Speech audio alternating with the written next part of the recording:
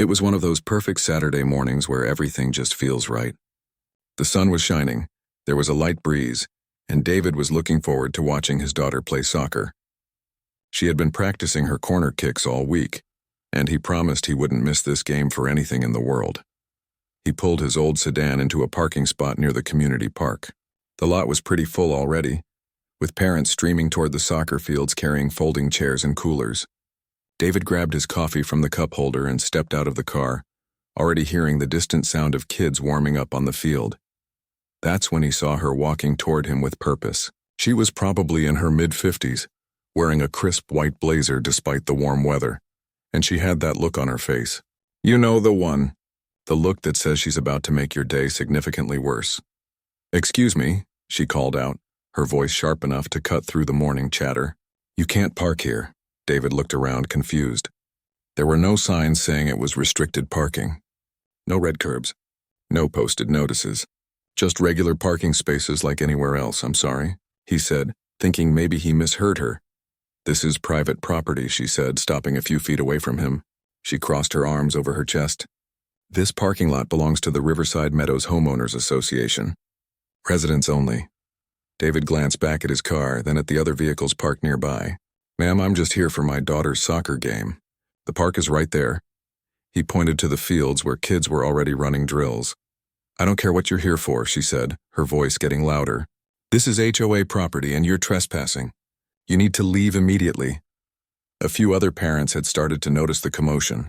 David felt his face getting warm, but he kept his voice calm. "Look, I understand if there's some confusion, but I've parked here before. This area has always been open for park visitors." "Well, it's not open anymore," she snapped. "We've had problems with non-residents taking advantage of our community amenities." The board voted last month to restrict access. David took a deep breath. He happened to know quite a bit about property law given his line of work, but he didn't feel the need to get into that right now. "Is there any signage posted about this new policy? Because I didn't see anything." "The lack of your attention to detail is not my problem," she said. Behind her, 2 men in security uniforms had appeared. They must have been patrolling the area. "I'm asking you nicely to move your vehicle. If you refuse, I'll have no choice but to call the police." David looked at the security guards, then back at the woman.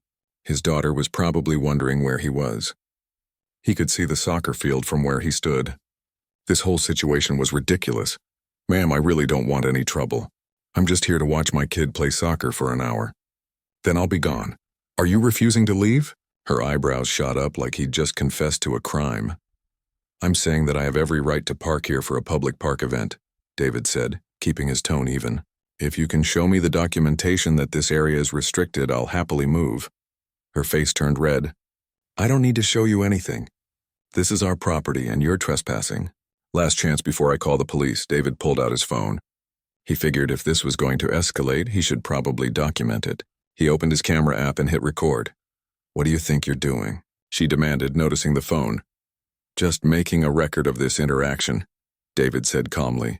"You know, in case there are any questions later about what was said." That seemed to make her even angrier. She pulled out her own phone and stepped away, speaking in urgent, hushed tones. David could hear snippets of her conversation. "Aggressive trespasser. Refusing to leave. Need officers here immediately. Yes, I feel threatened." David's stomach sank. She was actually calling the cops. Over a parking spot.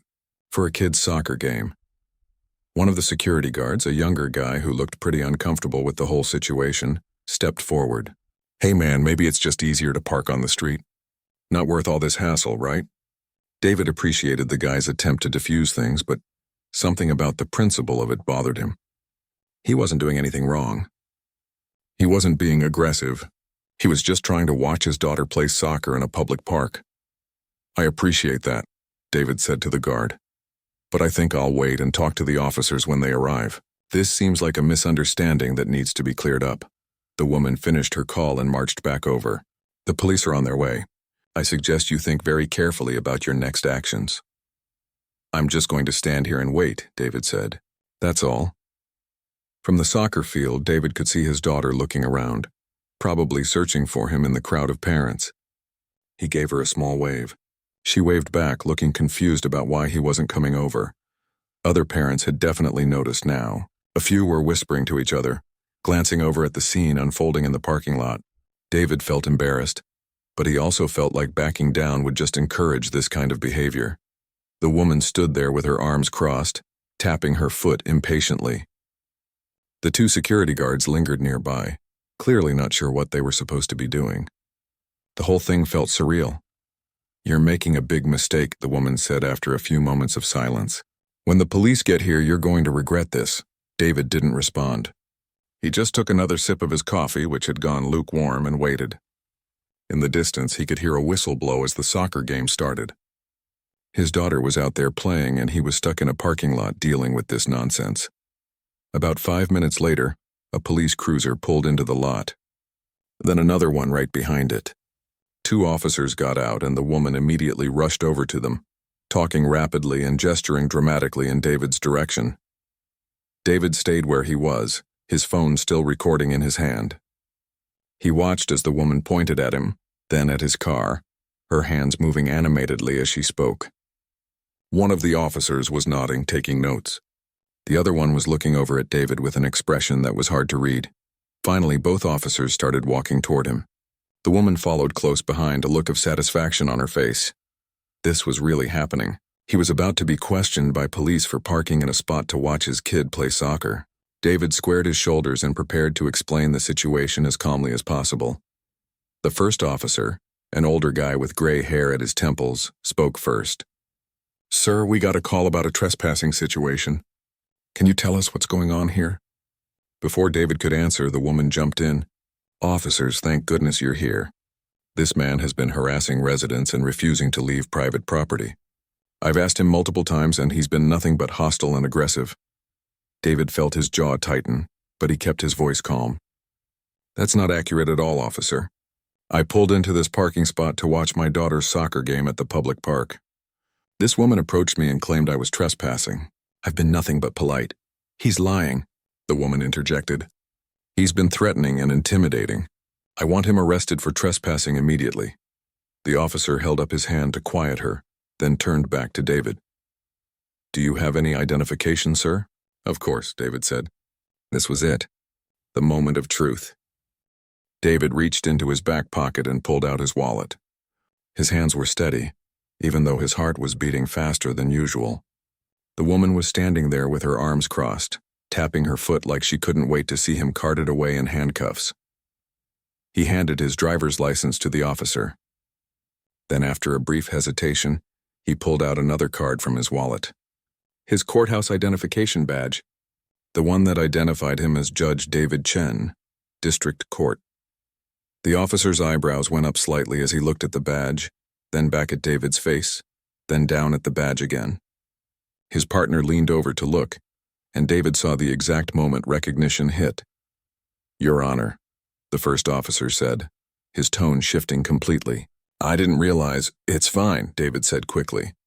"I'm not here in any official capacity. I'm just a dad trying to watch his daughter play soccer." The woman must have sensed the change in atmosphere because she stepped forward, her voice rising. "I don't care who he is. Nobody is above the law. If he's trespassing, he needs to be arrested like anyone else would be." The second officer, a younger woman with sharp eyes, turned to look at her. "Ma'am, can you show us the documentation that proves this parking area is private property restricted to residents only?" "I don't need to show you anything," the woman said, her face flushing. "I'm the president of the Riverside Meadows HOA. I'm telling you this is our property." "With all due respect," the officer continued, "we need to verify that before we can take any action. Do you have the property deed? Any posted signage about the restrictions?" The woman sputtered for a moment. "The signs are being made. We just voted on this last month, but everyone in the community knows about it." David spoke up, keeping his voice even. "Officer, if I may, this parking area is actually subject to a public access easement. It was granted about 15 years ago when the development was built, in exchange for tax benefits and community development incentives. The HOA doesn't have the authority to restrict access to this specific section." "That's a lie," the woman nearly shouted. "He's making that up to get out of trouble." "Actually," David continued, "a case involving this exact property came through my courtroom about 2 years ago. The HOA tried to restrict access to the community center, and a resident sued.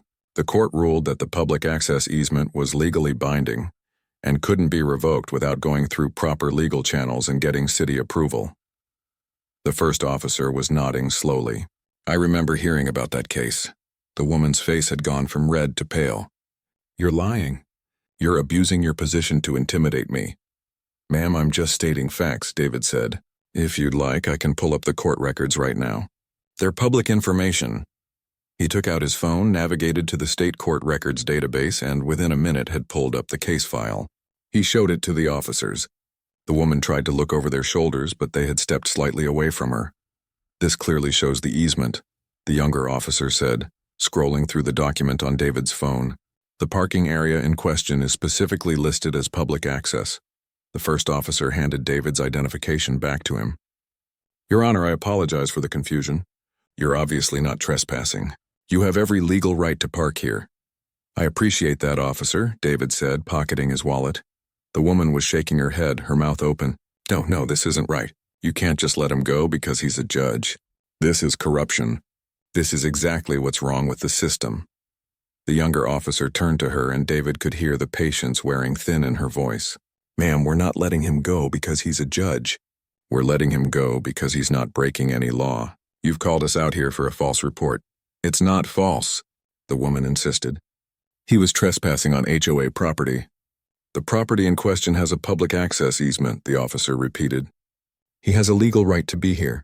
Now we could discuss whether filing a false police report constitutes false report. I made no such thing. The woman's voice had gone shrill.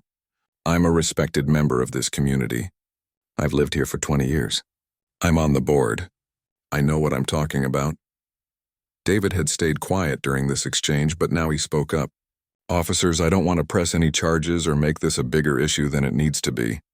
I just want to watch my daughter play soccer. If we're done here, I'd really like to get over to the field before I miss the whole game.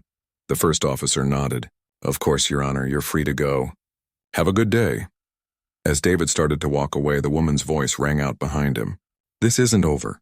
The HOA board will hear about this. We have lawyers too, you know. Real lawyers who will make sure you regret this. David stopped and turned around. The officers were still standing there, and he saw them exchange a glance. Ma'am, David said quietly, I'd strongly suggest you consult with your HOA attorney before taking any action. Have them review the public access easement documents. Save everyone a lot of trouble. Is that a threat? She demanded. Are you threatening me? It's advice, David said. That's all. Now, if you'll excuse me, I have a soccer game to watch. He walked away, his heart still pounding but his steps steady. Behind him, he could hear the woman still arguing with the officers, her voice getting higher and more agitated. The security guards had quietly disappeared at some point during the whole exchange. When David finally made it to the sideline of the soccer field, the game was already in the second quarter. His daughter spotted him and gave him a huge smile, though she looked confused about why he was so late. He smiled back and gave her a thumbs up. Another parent, a guy David had chatted with at previous games, leaned over. Hey, everything okay? Saw some kind of commotion in the parking lot. Just a misunderstanding, David said, trying to downplay it. All sorted out now, but he could feel eyes on him. Other parents had definitely noticed. There was some whispering, some curious glances. David tried to ignore it and focus on the game. His daughter made a beautiful pass that set up a goal, and David jumped up to cheer. For a moment, he forgot about everything else. This was why he was here. This was what mattered. The game ended with a win for his daughter's team. As the kids were getting their snacks and the parents were packing up, David saw the woman from the parking lot standing near the community center building. She was talking to two other people, gesturing animatedly. All three of them looked over at David at the same time. He pretended not to notice and focused on his daughter, who was excitedly telling him about every play of the game. Dad, did you see when I crossed it to Riley and she scored? Did you see that? She asked, her face glowing with excitement. I did. That was an amazing pass, sweetheart. I'm so proud of you, David said, ruffling her hair.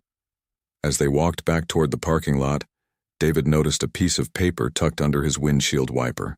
His stomach sank. He grabbed it while his daughter climbed into the car. It was a printed notice, clearly just made on someone's home printer. Notice of violation, it said at the top in bold letters. You have been observed trespassing on Riverside Meadows HOA property. This is your official warning. Future violations will result in legal action including, but not limited to fines, towing, and criminal prosecution. Signed, Patricia Hendricks, HOA Board President. David stared at the paper for a moment, then folded it and put it in his pocket. His daughter was buckling her seatbelt, oblivious to the drama. "Can we get ice cream?" she asked hopefully. "Absolutely," David said, starting the car.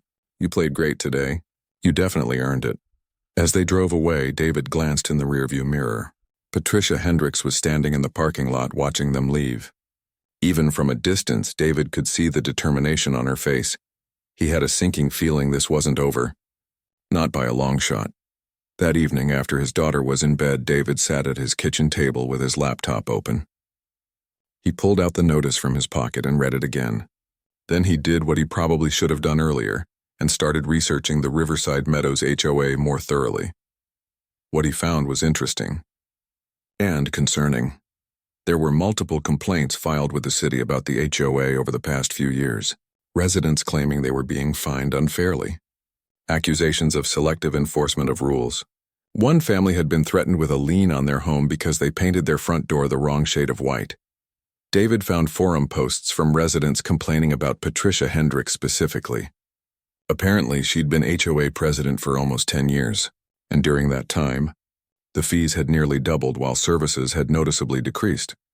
There was even a small claims court case from 3 years ago where a resident had successfully sued the HOA for imposing illegal fines.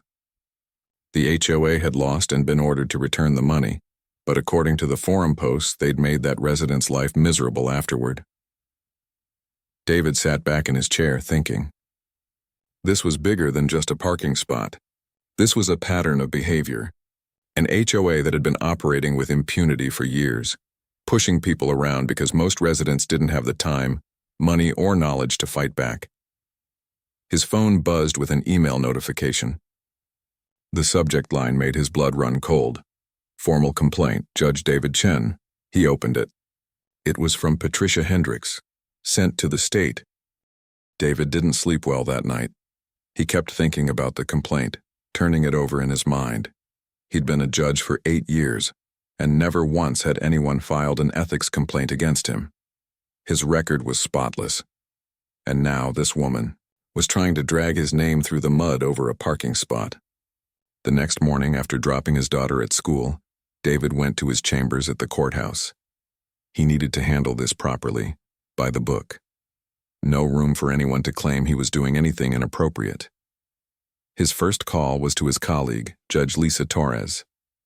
She'd been on the bench for 20 years and had dealt with all kinds of situations. When he explained what happened, she let out a long sigh. "Let me guess," she said. "Riverside Meadows HOA?" David sat up straighter. "You know about them?" "Oh, I know about them," she said. "I had a case last year. Resident was trying to get an injunction to stop them from foreclosing on her house over unpaid fines. The fines were for things like having the wrong color mailbox and parking an RV in her driveway for 3 days while packing for vacation. It was ridiculous. What happened? We settled before it went to trial, but I remember thinking that HOA was out of control. The board president, what's her name? Patricia something? Patricia Hendricks. That's her. She came to court in a full suit like she was arguing before the Supreme Court, kept trying to tell me how to run my courtroom. Real piece of work." David filled her in on the ethics complaint. Lisa was quiet for a moment. "David, you need to take this seriously. Even frivolous complaints can cause problems if you don't handle them right. Get everything documented, the video from your phone, statements from the officers, the court records showing the easement. Make it crystal clear that you did nothing wrong." "I know," David said. "I'm going to contact an attorney today." "Good. And David, watch your back with this one. If she's willing to file a bogus ethics complaint, she's willing to do other things too." After he hung up, David called his friend Robert, who specialized in professional ethics and representation for judges. Robert listened to the whole story, asked a few questions, and then said something that made David's stomach drop. "She's going to escalate this. People like this don't back down. They double down." "What do you mean?" "I mean, she's already filed an ethics complaint. If that doesn't work, she'll try something else. Send letters to the media. Start a social media campaign, file a civil lawsuit, whatever she can think of to make you regret crossing her. Over a parking spot? It's not about the parking spot anymore, Robert said. It's about power and control. You challenged her authority in front of other people. You embarrassed her. People like that need to win, and they'll keep fighting until they do, or until they run out of options. Robert agreed to represent David in responding to the ethics complaint. He asked for all the documentation, including the video from David's phone, which clearly showed how calm David had been during the entire interaction and how Patricia had exaggerated everything. This is actually pretty clear-cut, Robert said after reviewing everything. She's got no case. The commission will probably dismiss it quickly, but we still need to respond properly. 3 days later, David got a certified letter at home. It was from the law firm representing the Riverside Meadows HOA. He opened it with a sense of dread. The letter demanded that he cease and desist from trespassing on HOA property, harassing board members, and using his position as a judge to intimidate community volunteers. It threatened legal action if he continued to violate HOA policies and community standards. There was also a warning that they would seek a restraining order if necessary, and that they were considering a civil lawsuit for emotional distress caused to Patricia Hendricks. David read it twice, feeling anger building in his chest. This was insane. Completely insane. He forwarded the letter to Robert, who called him within an hour. "They're bluffing," Robert said. "This is all intimidation tactics. They're trying to scare you into backing down." "It's working," David admitted. "Not because I'm scared, but because this is taking up so much of my time and energy. I just wanted to watch my kid play soccer." "I know, but here's what you need to understand. If you back down now, they'll keep doing this to other people. You have the resources and knowledge to fight back. Most people don't." That hit home for David. He thought about the forum post he'd read, the residents who'd been bullied and harassed by this HOA, people who couldn't afford attorneys or didn't know their rights. So what do? We respond. We lay out every fact, every piece of evidence. We make it very clear that you were in the right and that their claims are baseless. And then we wait for them to either back down or make an even bigger mistake. Robert drafted a response that was professional but firm. It detailed the public access easement, included photos showing the lack of any posted signage, referenced the court case from 2 years prior, and politely suggested that the HOA's attorneys review the relevant property records before taking any further action. The response also made it clear that the video evidence contradicted Patricia Hendricks' account of events, and that filing a false police report and a frivolous ethics complaint could have serious consequences. Meanwhile, the ethics complaint was moving through channels. David had to submit a formal response, which took hours to prepare. He had to explain the entire situation to his chief judge. It was humiliating, even though everyone agreed he'd done nothing wrong. "This is exactly why I hate HOAs," the chief judge said after hearing the story. "Little kingdoms run by petty tyrants. You handled it correctly, David. Don't let them get to you." But they were getting to him. David found himself constantly checking his email, worried about what would come next. He started parking on the street when he went to his daughter's soccer games, even though he knew he had every right to park in that lot. It just wasn't worth the hassle. His daughter noticed something was wrong.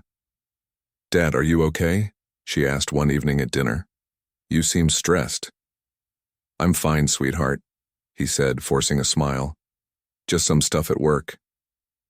"Is it because of that mean lady at my soccer game?"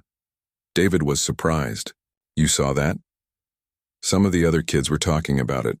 Their parents said you got in trouble with the police." She looked worried. "Are you in trouble?" "No, honey, I'm not in trouble. That lady made a mistake, that's all. Everything's fine." But everything wasn't fine. A week after the HOA's cease and desist letter, David started noticing something concerning. The Riverside Meadows HOA had started sending notices to all the residents in the community. One of those residents, who happened to be an attorney David knew professionally, called him. "Hey David, I'm not sure if you're aware, but the HOA board sent out a notice about you," the attorney said. "It's pretty inflammatory." "What does it say?" It warns residents about an unauthorized individual who has been observed trespassing and harassing board members. It doesn't name you specifically, but it describes the incident and says this person claims to be above the law due to his professional position.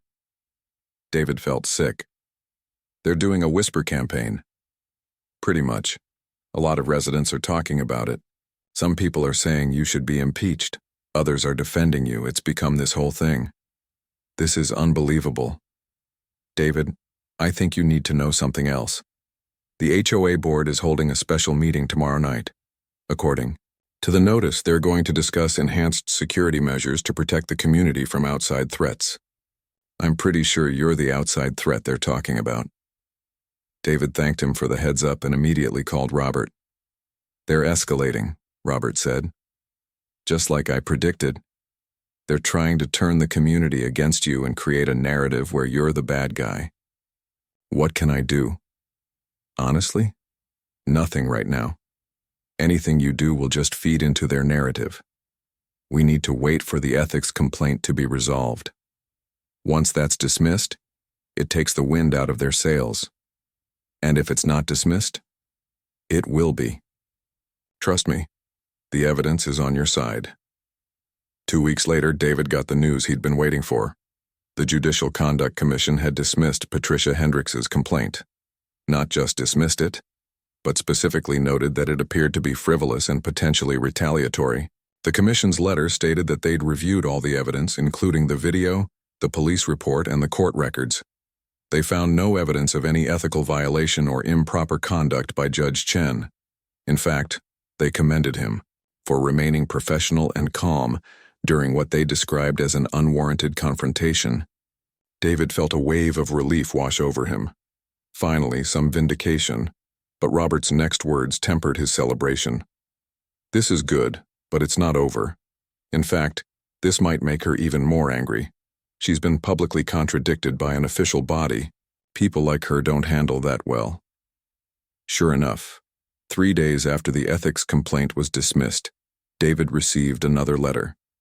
This time, Patricia Hendricks had filed a civil lawsuit against him personally, claiming defamation, harassment, and intentional infliction of emotional distress.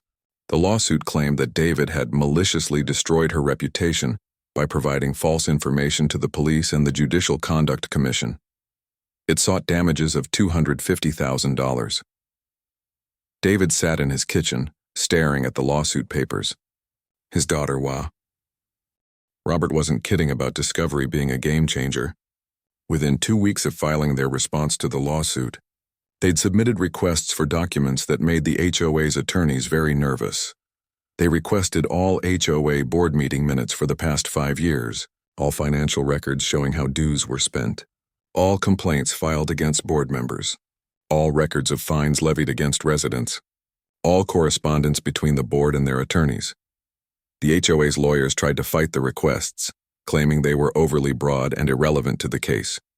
But the judge overseeing the civil suit disagreed. If Patricia Hendricks was claiming David had damaged her reputation, then her conduct as HOA president was absolutely relevant.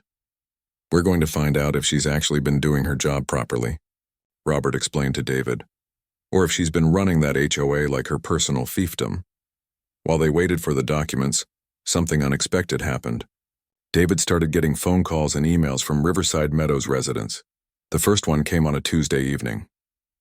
The caller ID showed a local number David didn't recognize. Judge Chen? My name is Rita. I live in Riverside Meadows and I heard about what happened with Patricia in the parking lot. The woman's voice was hesitant. I know this is probably weird, me calling you, but I had to reach out. How did you get my number? David asked, trying not to sound rude. It's on the court website.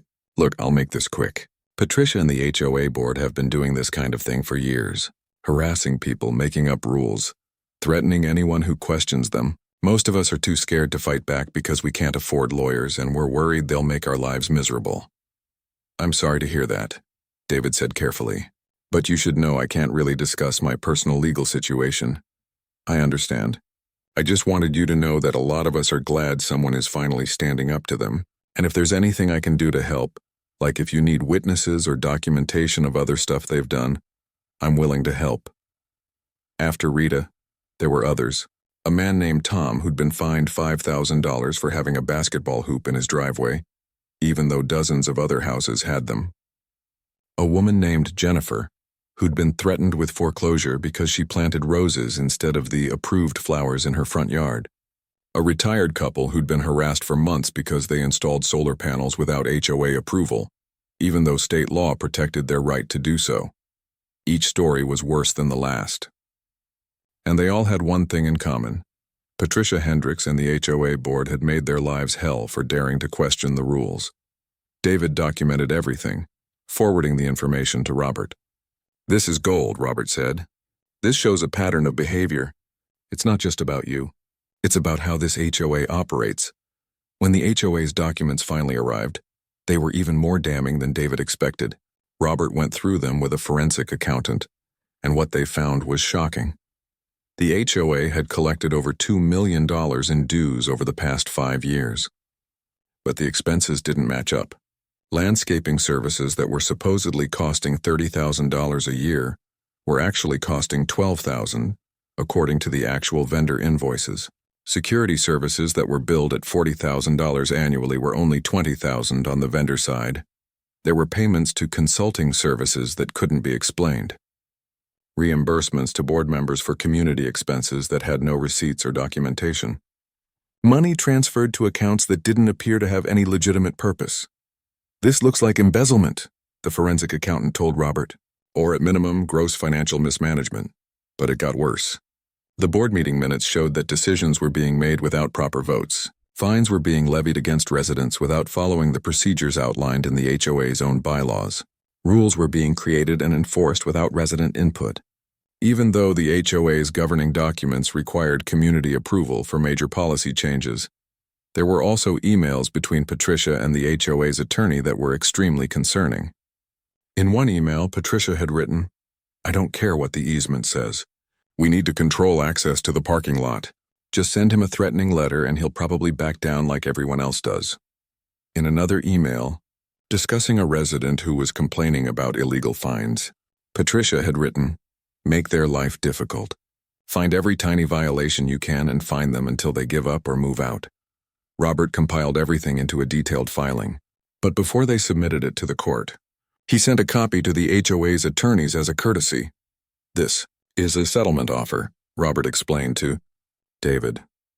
"We're giving them a chance to dismiss the lawsuit and walk away before this becomes public record." The response came within 24 hours. The HOA's attorneys wanted to meet. The meeting took place in a conference room at Robert's law firm. On one side of the table sat David and Robert. On the other side were 3 attorneys representing the HOA and Patricia Hendricks personally. The lead attorney, a well-dressed woman in her 40s, looked uncomfortable. "We've reviewed your discovery materials," she began, "and we'd like to discuss a resolution to this matter." "I'm listening," Robert said. "My client is willing to dismiss the lawsuit with prejudice if Judge Chen agrees not to pursue any counterclaims." Robert smiled. "That's not going to work. Your client filed a frivolous lawsuit against a sitting judge in an attempt to intimidate him. She's caused him considerable stress and expense. And in the process of defending himself, he's uncovered evidence of serious wrongdoing within the HOA. You think he's just going to walk away from that?" "What do you want?" the attorney asked.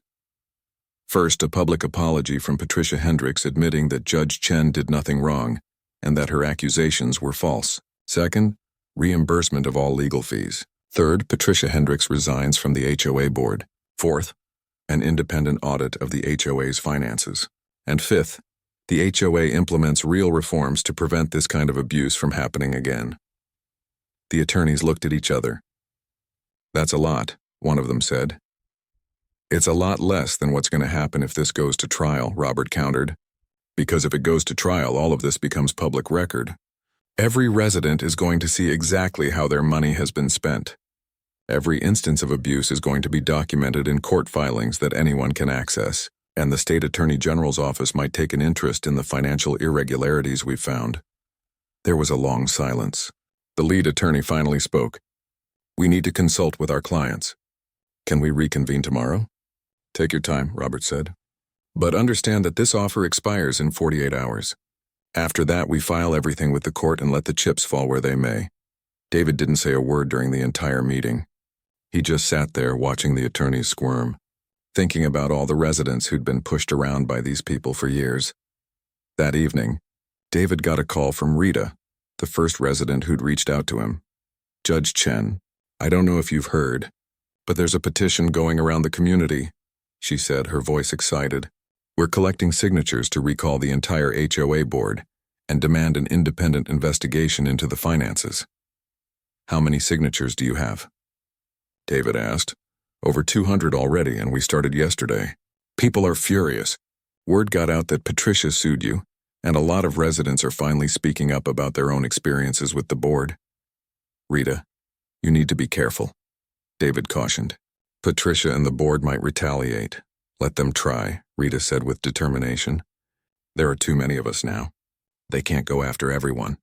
And honestly, after watching what you've gone through, I'm not scared anymore. If you can stand up to them, so can we." The next day, the HOA's attorneys called. They wanted another meeting. This time, Patricia Hendricks was there in person. She looked like she'd aged 10 years in the past few weeks. Her usually perfect appearance was disheveled. Her hands were shaking slightly as she sat down. The lead attorney spoke first. "My client would like to address Judge Chen directly, if that's acceptable." Robert looked at David, who nodded. Patricia cleared her throat. "Judge Chen, I owe you an apology. I was wrong about the parking situation. I was wrong to call the police. I was wrong to file the ethics complaint in the lawsuit. I let my emotions and my pride get in the way of good judgment." She paused, and David could see tears forming in her eyes. Whether they were genuine or for show, he couldn't tell. "I've been HOA president for a long time," she continued. "Maybe too long. I thought I was protecting the community and maintaining standards. But I see now that I crossed lines. I hurt people who were just trying to live their lives. And I'm sorry." David waited to see if she would say more, but she just sat there looking down at the table. "I appreciate the apology," David said carefully, "but words aren't enough. People have been hurt. Money has been mismanaged. Rules have been abused. This isn't just about me anymore." Patricia nodded, still not looking up. "I understand. I'm willing to resign from the board, effective immediately. I'll cooperate with any financial audit, and I'll do whatever else is necessary to make this right." The lead attorney jumped in. "We're prepared to meet all of your settlement demands. Full apology, legal fees, resignation, audit, and R." The state attorney general's investigation moved faster than David expected. Within 3 weeks, they'd subpoenaed all the HOA records, interviewed dozens of residents, and brought in forensic accountants to examine every transaction from the past 7 years. What they found was worse than anyone had imagined. Patricia Hendricks hadn't just been mismanaging funds.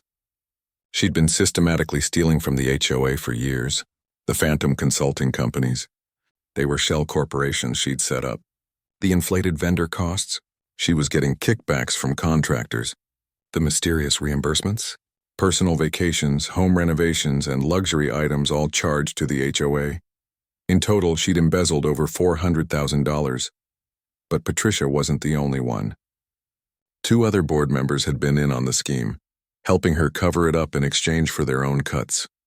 The whole board had essentially been running a criminal enterprise disguised as a homeowners association. The news broke on a Tuesday morning. David was in his chambers when his clerk knocked on the door. "Judge Chen, you need to see this," she said, holding up her phone. The local news website had the headline, "HOA board members arrested in massive fraud scheme." David read the article. Patricia and the 2 other board members had been arrested that morning.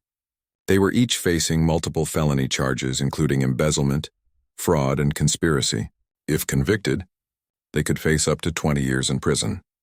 The article mentioned that the investigation had started after a prominent local judge had filed a civil lawsuit that uncovered financial irregularities. They didn't name David directly, but anyone paying attention would know who they were talking about. His phone started ringing immediately. News reporters wanting comments, residents wanting to thank him, other judges calling to congratulate him. David ignored most of them. That evening, he sat at his kitchen table with his daughter, helping her with homework. She was working on a math problem about percentages when she suddenly looked up. "Dad, some kids at school said you're famous now. They said you caught some bad guys." David put down his pen. "I didn't catch anyone, sweetheart." I just stood up for what was right and other people did the rest. But you're the one who started it, right? If you'd just moved your car that day, none of this would have happened. That's true, David admitted. But then those bad guys would still be doing bad things. Sometimes standing up for yourself means standing up for other people too. She thought about that for a moment, then went back to her math homework. I think you did a good thing, she said without looking up. Even if it was hard. David felt his chest tighten with emotion. Thanks, honey. That means a lot. The following week, David attended the community meeting that Rita had invited him to.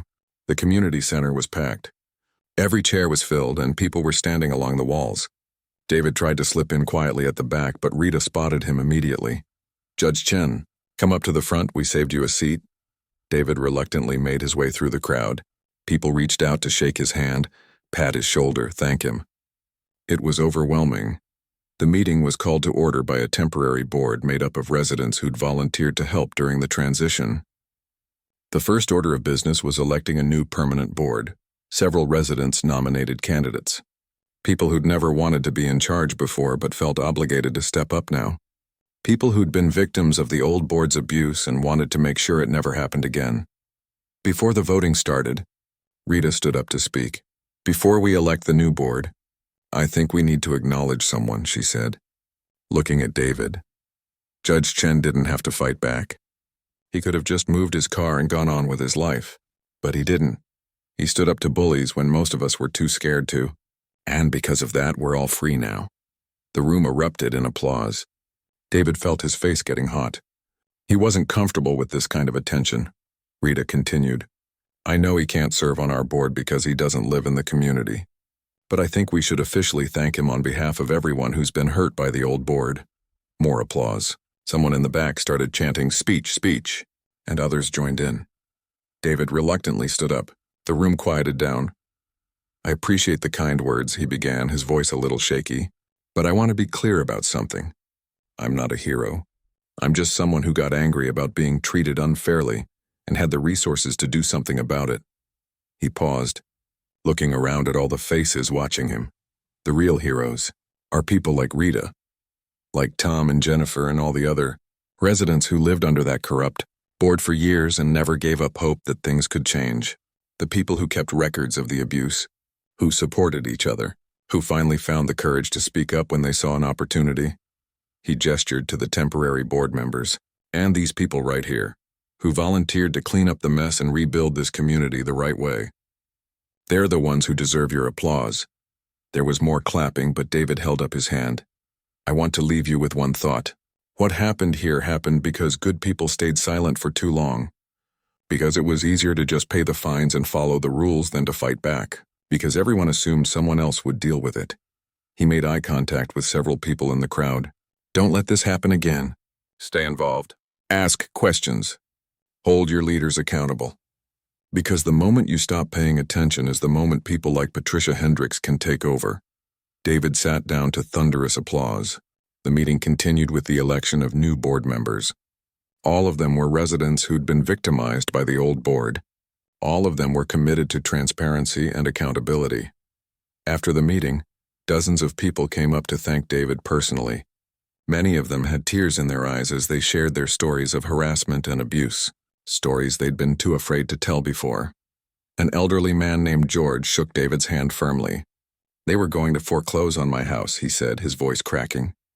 I've lived here for 30 years.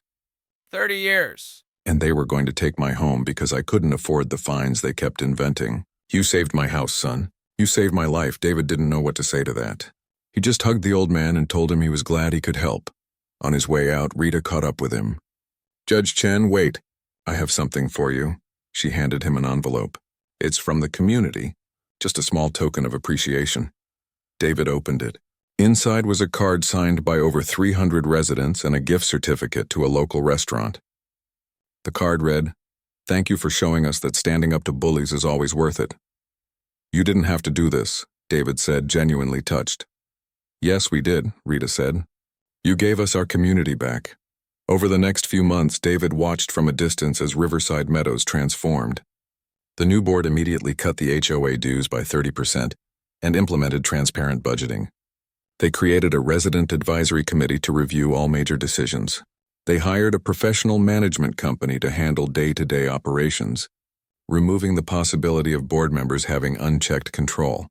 They also started a victim compensation fund using money recovered from Patricia's assets. Residents who'd been illegally fined got their money back. George got to keep his house. The criminal trial for Patricia and the other board members was scheduled for the following spring. The prosecutor's office had built a rock-solid case. All 3 defendants eventually pleaded guilty to avoid trial. Patricia got 6 years in prison. The other 2 got 4 years each. They were also ordered to pay full restitution, though most of the money was gone and would never be recovered. David followed the news coverage but tried not to get too invested in it. He'd done his part. The justice system was doing the rest. His daughter's soccer season ended with a championship game. David arrived early and parked in his usual spot, the same spot where this whole thing had started 6 months earlier. He looked around at the parking lot, remembering that morning when Patricia had confronted him. It felt like a lifetime ago. The game was exciting, coming down to the final minutes. David cheered himself hoarse as his daughter's team scored the winning goal. After the game, as they were walking back to the car, his daughter was carrying her trophy and talking nonstop about the season. "Dad, can we come back next year?" she asked. "I really like this team." "Of course, sweetheart. We'll be here every week. And you won't get in trouble with any mean ladies?" David laughed. "No, I don't think that's going to be a problem anymore." As they drove away, David glanced in his rearview mirror at the community center. The Riverside Meadows sign at the entrance looked the same as always, but David knew everything behind that sign had changed. Sometimes, he thought, the smallest acts of resistance lead to the biggest changes. Sometimes refusing to back down from injustice, even over something as simple as a parking spot, can expose rot that's been festering for years, and sometimes, just sometimes, standing up for yourself means standing up for everyone. A month after the season ended, David got a call from the new Riverside Meadows HOA president, a woman named Carol who'd been on the resident advisory committee. "Judge Chen, I wanted to give you an update," she said. "We've completed the reforms and the community is doing great. Dues are lower, services are better, and